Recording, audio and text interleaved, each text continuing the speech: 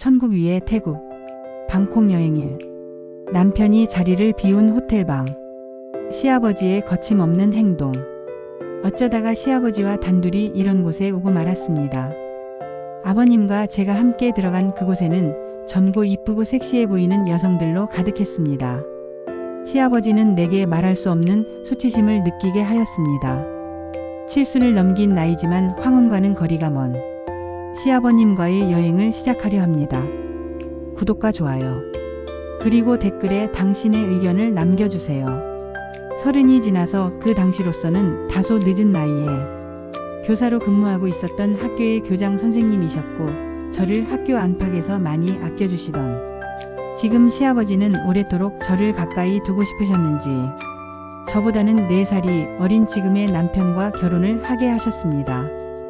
당시에 특정한 직업도 없이 그저 아버님의 재산이나 탕진하며 지내던 그 일로선 별로 내키지 않았던 결혼이었지만 결혼해서 가정이라도 꾸리고 정신 차리지 않으면 모든 경제적 지원을 끊으시겠다는 시부모님의 으름장에 그이는 어쩔 수 없이 아버님의 뜻에 따라 저와 결혼을 하였습니다.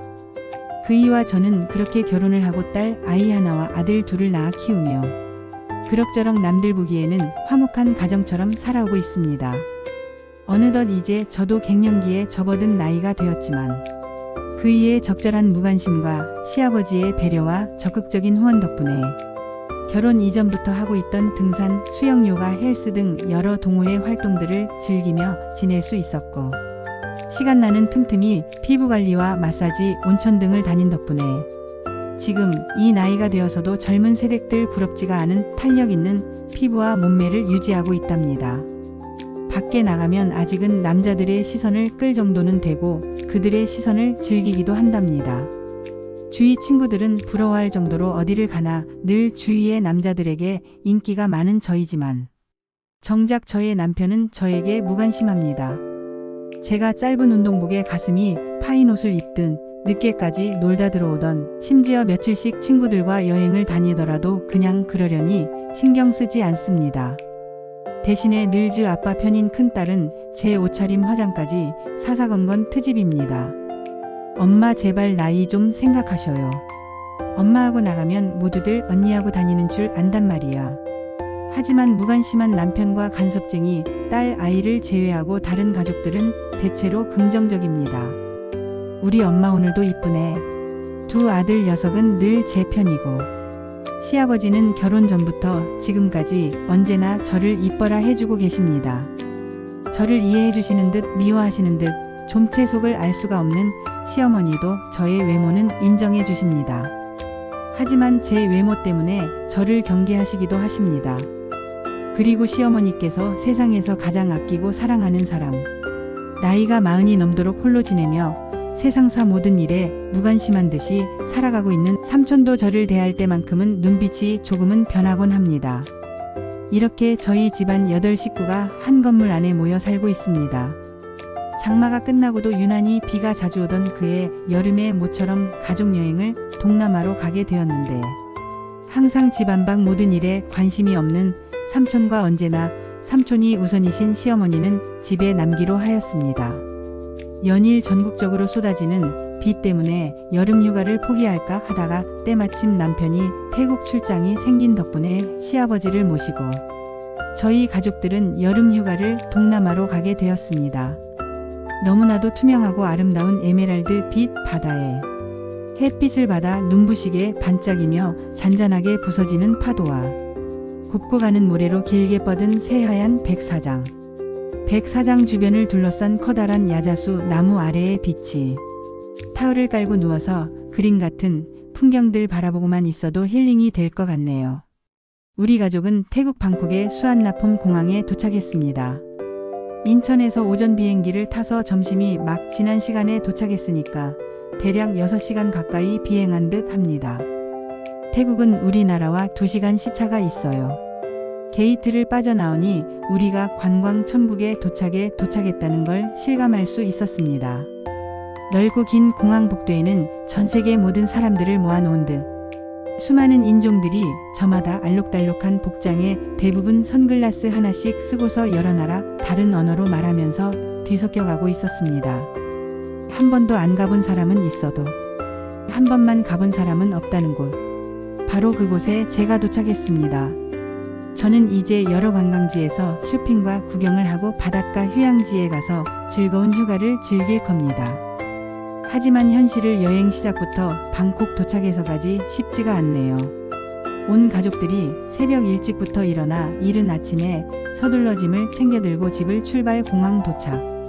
인천 공항 도착해서 길게 늘어선 행렬 뒤에 줄을 서 기다리다 항공사 데스크에 수화물 위탁을 맡기고 아이들이 환전이며 휴대폰 로밍을 한다가 넓은 공항 이곳저곳을 다닐 동안에 대합실에 앉아 지루하게 기다리다가 또다시 길게 늘어선 여행객들 꽁무니 뒤를 따라 들어가서 출국 심사를 마치고서야 출국장으로 들어설 수가 있었습니다.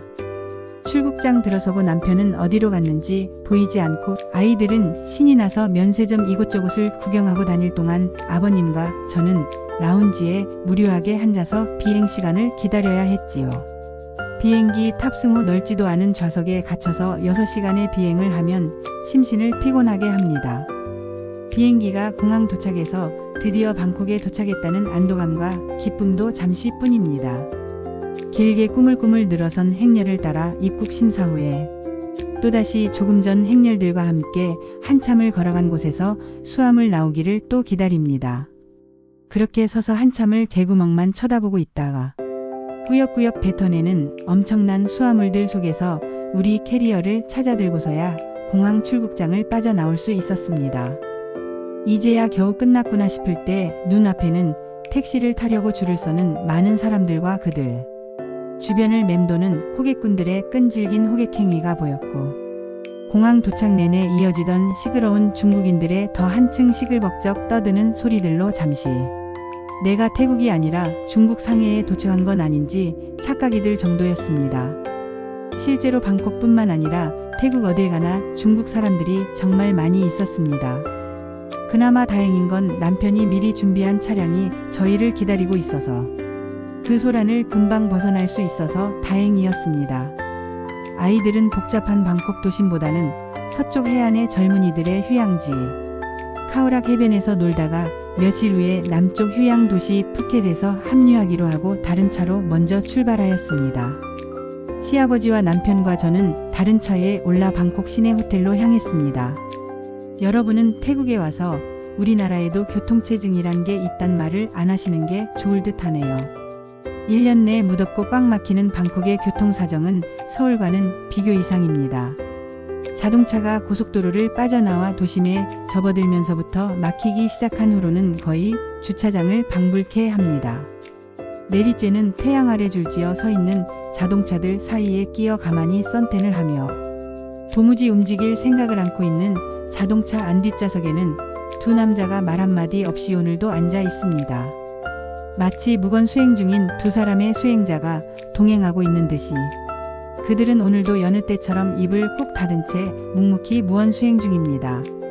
따분하고 지루해진 저는 어깨를 좌석에 기대고는 눈을 감아버립니다. 그때 저의 의자가 들썩이더니 뒷자리 아버님의 손에 의해 좌석 시트가 조금씩 뒤로 기울어지고 저는 조금 더 편한 자세로 다리를 뻗고 누울 수 있게 되었습니다. 제게 늘 무뚝뚝하고 무관심한 남편과는 달리 아버님은 이따금 저에게 자상하고 다정하게 배려해 주시고는 합니다. 감사합니다. 나지막한 목소리로 인사를 건네고 눈을 살며시 감으며 오늘 비행기에서 있었던 일을 떠올려 봅니다. 비행기 티켓 예매를 할 때 아이들은 뒷 좌석을 원해서 따로 멀찍이 자들끼리 모여 앉았고 항상 창가 좌석을 원하는 저의 습관을 잘 아는 남편이 이번엔 자기도 꼭 창가에 앉기를 고집하는 바람에 어쩔 수 없이 같은 열 좌측 창가 좌석과 반대편 창가 좌석을 예매하여 떨어져 앉아야 했습니다. 비행기 탑승 후 제 옆자리엔 아버님이 나란히 앉으셨습니다. 비행기가 상공에 다다른 후 안전벨트를 풀고 고개를 내밀어 반대편 창가의 남편을 바라보니 그이는 어느새 친해졌는지 옆좌석 어떤 여인과 대화를 나누고 있었습니다. 잠시 후 간단한 기내식을 먹은 후 아버님과 저는 맥주를 부탁해 마시며 이런저런 대화를 나누다가 한숨 자기로 하였습니다. 좌석을 조금 뒤로 젖히니까 아버님의 옆좌석 외국인 남성이 있었고 그 사람은 수면 안대를 쓰고 누워 이미 잠든 듯 보였습니다. 일찍 공항에 도착해야 해서 새벽 일찍부터 서두른 탓에 피곤했었는지 금방 잠이 든 것 같습니다. 잠결에 어슴풀의 옆좌석 움직임이 느껴져 살짝 실눈을 떠보니 아버님이 무언가 부스럭거리더니 제 차가운 다리 위에 담요를 펼쳐 덮어주시는 거였습니다. 저의 옷차림은 출발하는 날마저도 어김없이 쏟아지던 비 때문에 짧은 반바지에 샌들을 신었고 무더운 태국 날씨를 생각해 위에는 민소매 나시를 입고 얇은 여름 나시를 살짝 걸친 차림이었습니다. 짧은 반바지에 드러난 저의 맨살에 아버님의 손끝이 살짝 닿는 듯 하는데도 저는 잠에서 깬 내색을 하지 않았습니다. 이어 담요 양끝을 잡으시고 저의 어깨까지 끌어올리시다가 저의 풍만한 가슴 위를 스치듯 지나가는 아버님의 손이 느껴져 올 때에도 저는 여전히 잠든 척 두 눈을 감고 가만히 있었습니다. 하지만 부디 다시 한 번 더 담요를 정성껏 정리해 주시면서 저의 풍성한 곳에 예민한 부분을 건드리셨을 때에는 저도 모르게 두 눈이 번쩍 떠지고 순간 저의 소중한 부위에는 땀인 듯한 물기가 배어나오는 거였습니다. 아버님과 눈이 마주친 순간 저는 민망한 느낌이었지만 아버님의 표정은 평상시처럼 아무렇지 않은 듯 하셨고 은하 선생 좀 추울 것 같아서 라고 하시고는 좀 더 자라고 하십니다. 그리고는 저의 움직임 때문에 흐트러진 담요를 다시금 정리해서 덮어주십니다. 의도치는 않은 행동인 것 같지만 아버님의 손길은 다시 또 저의 민감한 부위를 건드리셨고 또다시 저의 소중한 곳에 그 느낌은 고스란히 전달되어 오는 거였습니다. 저는 가만히 담요 사이로 손을 내밀어 아버님의 손을 담요 안 저의 반바지 사이로 이끌었습니다. 아버님은 분명 알 수 있었을 겁니다. 그곳에는 땀이 아닌 다른 물기가 스며나와 있었다는 것을요. 하지만 아버님의 표정에는 여전히 아무런 변함도 없으십니다. 가만히 저의 손에서 빠져나가시더니 아버님의 손을 저의 아랫배 위에 살포시 얹어 놓으시고는 비행기 안이 좀 쌀쌀하지 하시면서 손을 부드럽게 회전시키면서 저의 배를 쓸어주셨습니다. 아버님의 손길에 의해 제 몸은 다시 조금씩 더 열기가 오르고 있었는데 이런 저와는 달리 아무런 일도 없는 듯 태연스런 아버님 표정에 은근 약이 올랐습니다. 고개를 들어 주위를 살피니 건너편 사람들도 모두들 자는 듯 했고 반대편 창가의 남편 역시도 좌석을 젖히고 안대를 끼고 누워 있었습니다. 가까이 있는 외국인도 여전히 잠든 채 미동도 없는 것까지 확인하고는 다시 아버님을 쳐다보았습니다. 무릎 위에 대충 담요를 걸쳐놓은 아버님은 정면의 모니터 화면을 응시하고 계신 채 한 손으로 저의 배를 쓰다듬고 계십니다. 저는 입가에 짓궂은 미소를 머금었고 저의 손을 쓱 아버님의 무릎에 놓여진 담요 사이로 밀어 넣었더니 거기에는 비행기 기내 반입해서는 안 될 것 같은 단단한 흉기가 있었습니다. 저는 손끝에 걸린 것을 의식하면서 아버님 얼굴을 쳐다보았으나 아버님 표정에는 아무런 변함이 없으셨습니다. 그 모습을 보고 있자니까 어이가 없기도 하고 한편 은근 우기가 발동한 저는 좀 더 가보기로 했습니다. 아버님 얼굴을 응시하고 있는 채로 손을 움직여 더 깊이 파고 들어가 그 흉기 같은 것의 중심을 꽉 움켜쥐었습니다. 순간 아버님의 태연하기만 했던 표정이 살짝 흔들리는 듯 했고 저의 손바닥 안 흉기 매끈한 부위를 아버님이 제게 하시듯 손바닥을 얹어 부드럽게 회전시키다가 가장 높은 곳에서부터 미끄러 내리듯 할 때에는 드디어 아버님 표정도 조금씩 변화가 생기기 시작하려 합니다. 저의 손이 가장 아래에 다다랐을 때 멀리 승무원 아가씨가 다가오고 있는 게 보였습니다. 저는 다시금 중심을 꽉 움켜쥐고서는 아가씨를 불렀습니다. 승무원 아가씨, 여기 기내 반입 금지인 흉기 비싼 게 있어요. 라고 말하고 싶었지만 손을 슬그머니 빼면서 여기 우리 아버님 차가운 음료 한 잔만 부탁드려요 하였습니다. 승무원이 가고 양손에 팔짱을 낀 채 조금은 화난 듯 찡그린 표정을 하고 계신 아버님을 향해 저는 환한 미소로 답한 후 두 눈을 살며시 감고 다시 잠들었습니다. 자동차 경적 소리에 눈을 떴다가 잠든 제 모습을 쳐다보고 있던 운전기사의 눈과 마주쳤습니다. 차가 앞으로 갈 생각을 아느니 옆자리 조수석에서 잠든 미모의 한국 여자에게 끌려서 저를 빤히 쳐다보고 있었나 보네요. 그러다 뒤에 자동차가 경적을 울리게 되었고 순간 당황한 운전기사도 얼떨결 자기도 경적을 울렸나 봅니다. 뒷좌석의 남편은 고객 누군가와 약속을 잡고 있는데 몰두한 듯 이쪽 일에는 관심도 없고 아버님은 쭉 지켜보고 계셔서 내막을 알고셨는지 이 상황이 재미가 있으신지 허 웃으십니다. 나야 뭐 이런 정도 일이야 늘상 겪는 일이니까 그냥 웃어 넘깁니다. 나의 인기가 국제적으로도 통하는 건 기분 좋을 일이니까요. 그나저나 운전기사 양반 시간이 갈수록 전면에 집중하기보다는 내 쪽으로 시선을 향하는 횟수가 점점 더 많아지네요. 이쁜 여자를 흘끔거리는 거야 어쩔 수 없는 남자의 본능이니 그러려니 하는데 이제는 아주 대놓고 저를 빤히 쳐다보기가 시작합니다. 그러면서 무슨 뜻일지도 모를 난해한 태국시, 영어와 알아듣지 못하는 태국어를 섞어가며 자꾸 말을 걸어오기도 하네요. 우리가 무의미하게 대화 중 이따금 내내 하듯이 저는 태국어로 카 응대해 주었습니다. 방콕에는 지하철도 있지만 서울 한강 위를 지나는 전철을 연상시키는 도심고가 전철이 있네요. 고가 지상철을 아래를 달리던 자동차는 어느덧 저희가 묵을 호텔 안으로 들어섰습니다. 코로나 시작 즈음 지었다는 5성급 호텔은 지은 지 얼마지 않은 신상 호텔답게 외관부터 깔끔한 게 마음에 들었습니다.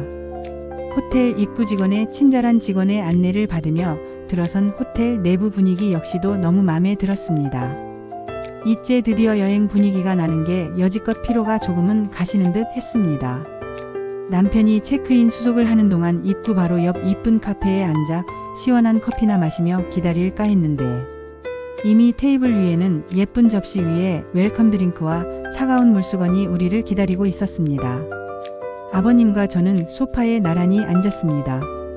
교장 선생님이셨던 아버님께서 학교 교사인 저를 학교에서는 송은아 선생이라 부르셨지만 결혼 후 집에서는 은하 선생으로 부르셨고 아버님은 정년 퇴임하셨고 저도 이미 교직을 그만둔 상태이지만 아버님은 여전히 저를 부르는 호칭에는 변함이 없으십니다.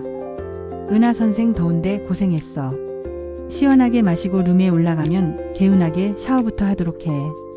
하시며 제 앞에 놓인 차가운 물수건을 집어 저의 오른손에 아버님 앞에 놓인 물수건으로는 저의 왼손을 감싸 시원하게 해주시는 겁니다. 그러시고는 제 앞에 놓인 웰컴 드링크를 집어 저의 입가에 대어주셨습니다. 본능적으로 남편 쪽을 한번 쳐다보고는 물수건을 감싼 양손을 뻗어 컵 아래를 받쳐들고서 아버님이 주신 음료를 받아 마셨습니다. 다시 한번 흘끗 남편 쪽을 바라보게 된 저는 고개를 돌려 아버님을 쳐다보았습니다. 조금은 들뜬 저와 달리 아버님 표정은 평상시 그대로이셨습니다. 시선을 테이블로 돌리는데 제 눈에 들어오는 아버님. 반바지 사이 표정은 밝은 표정을 짓으며 기지개를 트는 것처럼 보였습니다. 빨대를 타고 시원하고 달콤한 음료의 향기가 입안에 전해지고 목줄기를 따라 넘어갑니다. 그런데 갈증이 가시질 않네요. 양손으로 전해지는 물수건과 얼음. 컵의 차가운 기운도 제 몸속 깊은 곳에 열기를 가라앉혀주지를 못하고 있네요. 왜일까? 저의 몸은 무엇을 기대하고 있는 걸까요? 천국 위에 태국 그 의미를 알고 싶은 거 아닌가요? 아마도 이제부터 여행은 기쁜 일들만 있을 거란 기대감은 금세 깨져버렸습니다. 저희에게 다가온 남편은 우리가 예정 체크인 시간보다 좀 이르게 도착해서 룸 배정이 좀 늦는다고 말하네. 그나마 룸 하나는 우선 배정 받았으니까. 짐을 가지고 올라가서 기다리면 1시간 후에 아버님 방도 배정될 거고 합니다. 그리고 자신은 업무상 일정이 잡혀서 지금은 나가봐야 하고 오늘은 같이 있을 수 없답니다. 자기는 지금 바로 나갈 테니까 저보고는 아버님을 모시고 올라가서 쉬란다. 그러면 언제쯤 돌아올 거냐는 저의 묻는 말에는 이따 봐서 라는 짤막한 한마디 던지고는 서둘러 호텔을 빠져나갑니다. 어차피 서로 같이 있어도 불편한 사람이지만 해외여행 와서까지 저런다는 게 좀 씁쓸했습니다. 하지만 남편의 저런 배려 아닌 불편한 배려가 저는 고맙기만 합니다. 이제부터 아버님과 저 둘만의 시간이 될 테니까요. 나가는 남편의 뒤통수에 대고 속으로 외칩니다. 고마워요 여보. 객실 안내원의 친절한 안내를 받으며 먼저 배정돼 저의 방으로 들어섰습니다. 아버님과 제가 들어선 투베드 시티뷰 객실은 널찍하고 깨끗한 게 매우 좋았습니다. 역시나 5성 호텔은 돈값을 하는구나 싶을 정도로 침대와 가구 상태며 객실 내 모든 시설들이 만족스러웠습니다. 시원한 방 안 공기에 걸치고 있던 가디건을 벗어 침대 위에 던져두고 넓은 창 커튼을 활짝 걷어 젖히니까 밝은 빛과 함께 도시 전경이 펼쳐져 보입니다. 창 아래에는 방콕의 지상철인 고가철로와 지상철 역사가 함께 보입니다. 탁 트인 창 밖에 펼쳐진 도시뷰는 호텔 밖에서 보았던 도심과는 전혀 다른 풍경이었습니다. 은하 선생 개운하게 씻고 좀 쉬었다가 밖에 나가서 뭐라도 좀 먹을까 하며 침대에 걸터앉아 바지를 벗으시는 아버님. 네, 아버님, 그럼 저 먼저 씻을게요. 저는 아버님의 대답도 기다리지 않고 입던 나시와 반바지를 훌렁 벗어 화장대 의자 위에다 던져두고 속옷 차림으로 욕실로 향했습니다. 미지근한 온수를 틀어 머리 위로 쏟아지는 물줄기를 흠뻑 맞으며 머리부터 감은 후 속옷을 벗어 샤워물에 함께 대충 헹구고 있는데 욕실 문이 스르륵 열리면서 아버님이 욕실 안으로 들어오는 기척이 느껴졌습니다. 디자인적으로 살짝 불투명하게 처리된 샤워실 유리인지라 아버님은 저의 모든 모습을 다 볼 수 있었습니다. 아버님은 욕실 안으로 들어서시면서 덤덤한 목소리로 은하 선생, 내가 좀 급해서 그러니까 좀 이해해. 아버님은 바지 어디에서 늠름한 것을 끄집어 내시고 시원하게 물줄기를 쏟아내시는가 보네요. 조금 전 욕실에 들어올 때까지만 해도 예쁘고 프라이빗하게 욕실을 잘 만들어 놓은 게 너무 마음에 들었는데 지금 이 순간에는 샤워실과 변기를 나란히 만들지 않은 인간이 원망스럽네요. 유리 칸막이를 살짝 밀고 나가니 또 다른 유리 너머로 아버님 모습이 보입니다. 샤워기 물소리를 뚫고 유리병 너머에서 한참이나 또 다른 물줄기 소리가 욕실 안에 울려 퍼집니다. 방금까지 따뜻한 물줄기를 맞은 탓인지 저의 몸이 조금씩 따뜻해지기 시작합니다. 어느 순간 멈추지 않을 것처럼 세차게 쏟아내던 물줄기 소리가 또 그치고 이어지는 아버님의 움직임에 저도 반응해 살며시 다시 샤워실 안으로 들어왔습니다. 아버님께서 욕실을 벗어나시는지 욕실 문소리가 들립니다. 저는 축축하게 젖은 저의 몸을 느끼며 아쉬운 마무리를 혼자 하였습니다. 샤워를 마치고 목욕 타월로 몸을 감싼 채 욕실을 나서자 이어 아버님께서 타월 한 장만을 걸치시고 욕실로 향했습니다. 화장대에 앉아 드라이기를 켜고 젖은 머리를 말리고 있자니 욕실 샤워 소리가 들려옵니다. 아버님께서 샤워하는 소리가 방금 전 쏟아내던 물줄기 소리인 듯 들려오네요. 어느새 몸에 걸치고 있던 타월이 흘러내리고 조금 전 욕실에서 일이 떠올려지면 내 몸은 다시 또 반응해 옵니다. 순간 거울 속 흐트러진 모습을 발견하고야 급히 서둘러 대충 머리를 말리고 외출 준비를 마칠 수 있었습니다. 욕실에서 물기를 닦고 나오셨는지 그대로 머리 손질만 하시고 뒤돌아 서신 채 덤덤히 제가 준비해 놓은 옷을 입으십니다. 창가 소파에 앉아서 그런 아버님 모습을 짠히 쳐다보다가 저는 알 수 없는 감정에 빠지려 합니다. 저만 이상한 여자인가 봅니다. 냉장고에서 차가운 생수를 꺼내 아버님 한 컵 따라 드리고 나서 남은 생수를 병째 벌컥벌컥 들이키고서도 평정심을 유지하기 쉽지 않네요. 어느새 저의 발걸음은 한 걸음씩 아버님 등 뒤를 향하고 있습니다.